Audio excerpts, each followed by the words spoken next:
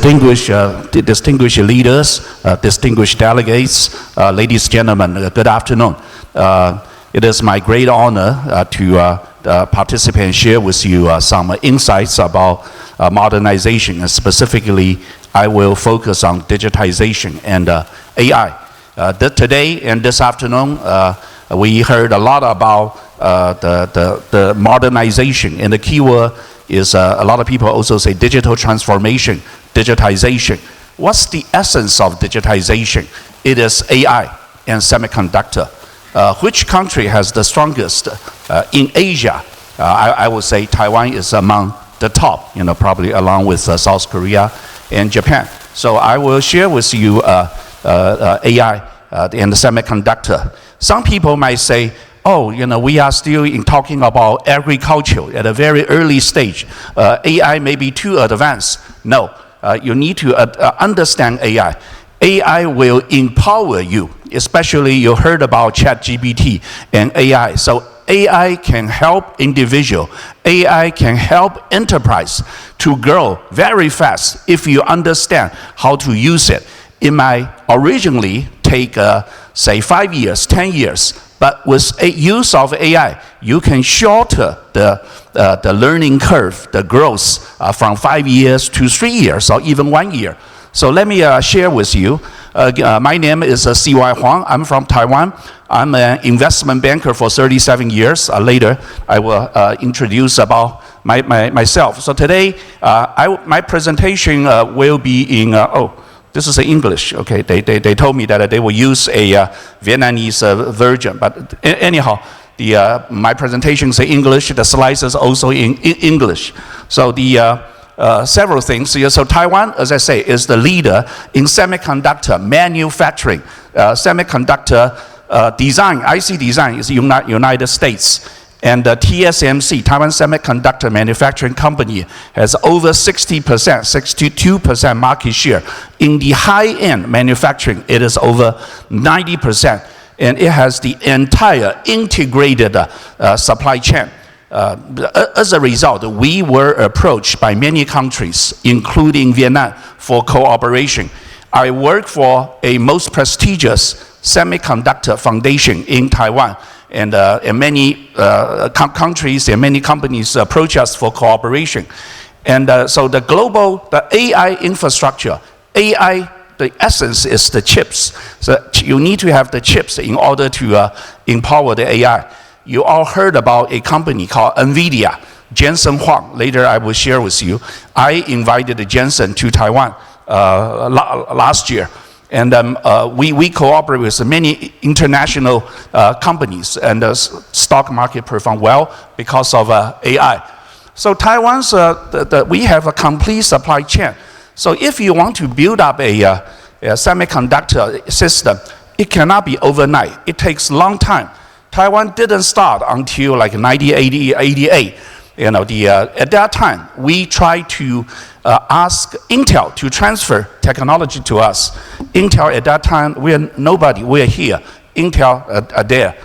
Today, Intel is here, we are there. So you can overcome. Intel market share today is less than 100 billion, about 80 billion US dollar.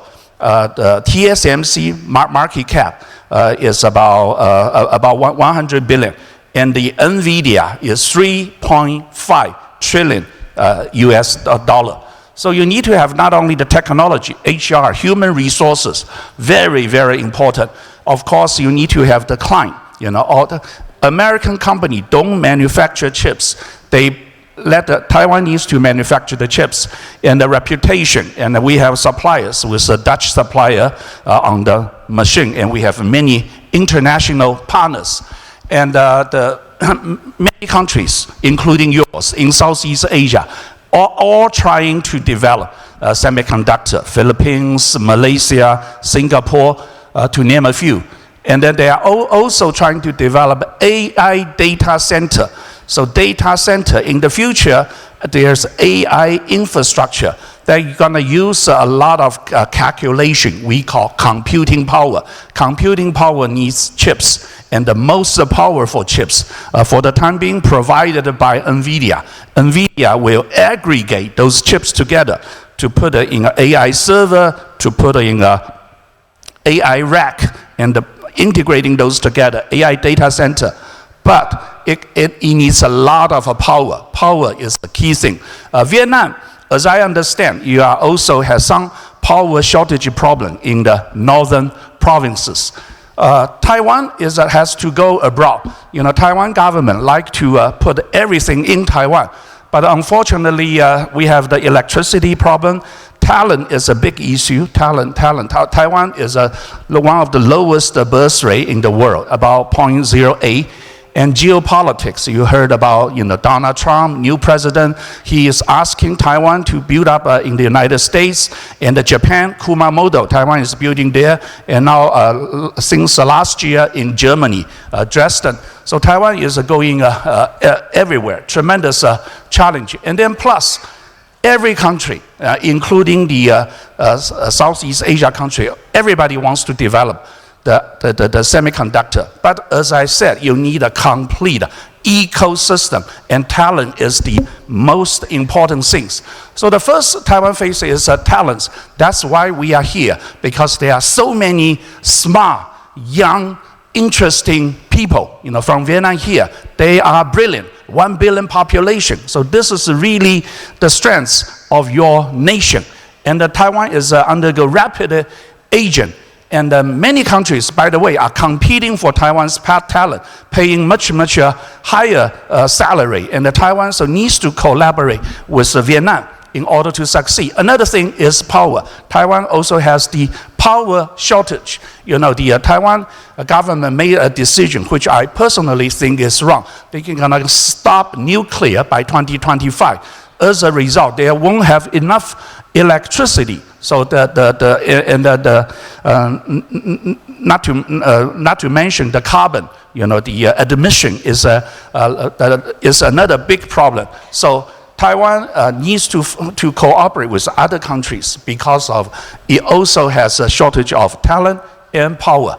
And then Vietnam, of course, has a certain advantages. The policy you encourage, and then the talents. You have a very comprehensive supply chain.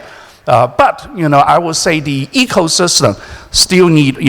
So it is a chicken and egg question.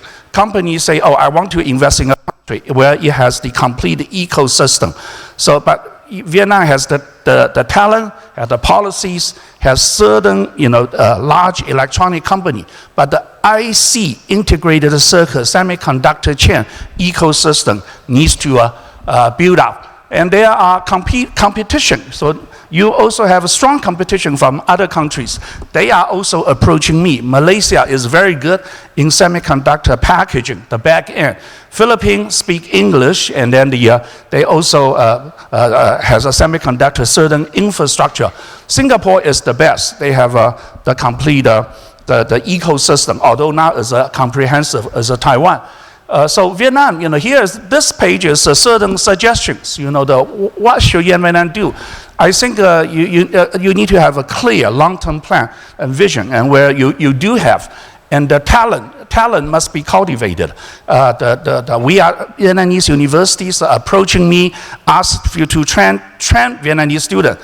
But the key thing is Taiwan doesn't even have enough professors to train and the people. And the government should also need to cooperate with the foreign companies.